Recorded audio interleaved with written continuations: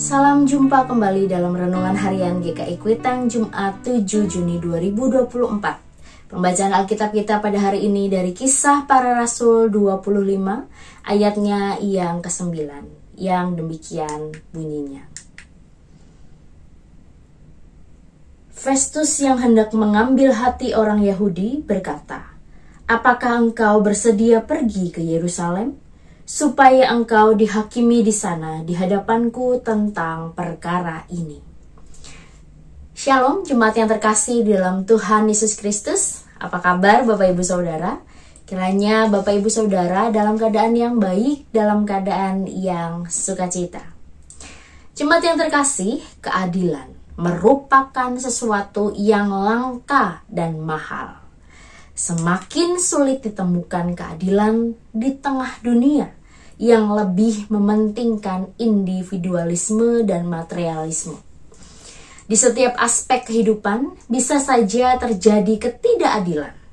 Ironisnya, ada sebagian penegak hukum yang seharusnya menegakkan keadilan, tetapi ternyata menyalahgunakan jabatannya demi mendapatkan materi yang menggiurkan.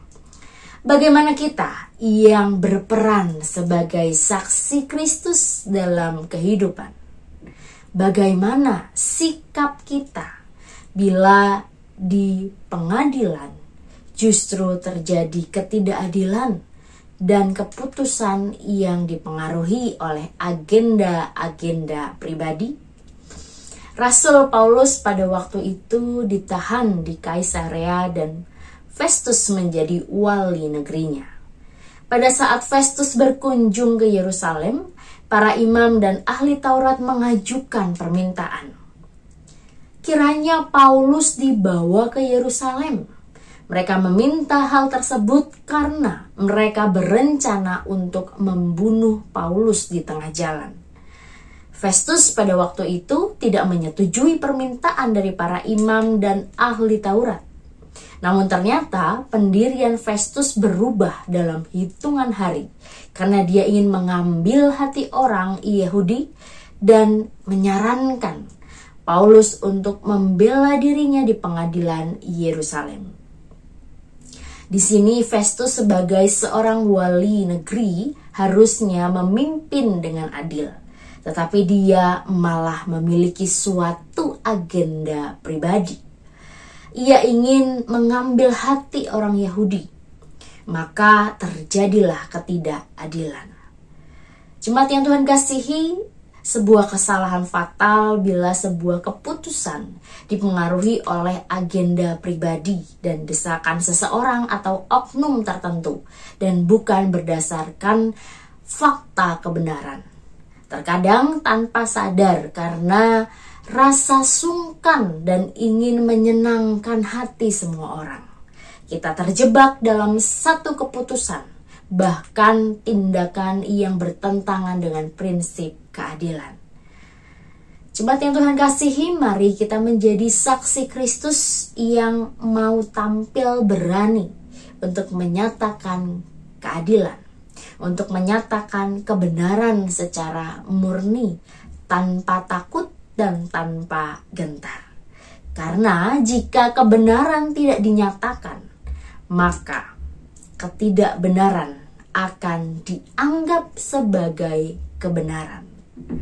Mari kita hayati hidup untuk terus takut akan Tuhan, sehingga kebenaran dan juga keadilan boleh tetap nyata, boleh sungguh murni versinya Tuhan, bukan versi diri sendiri yang didukung oleh kepentingan-kepentingan pribadi. Biarlah Tuhan memampukan kita menjadi anak-anak yang mampu berani menunjukkan keadilan. Tuhan memampukan dan memberkati setiap kita. Mari Bapak Ibu Saudara, kita berdoa.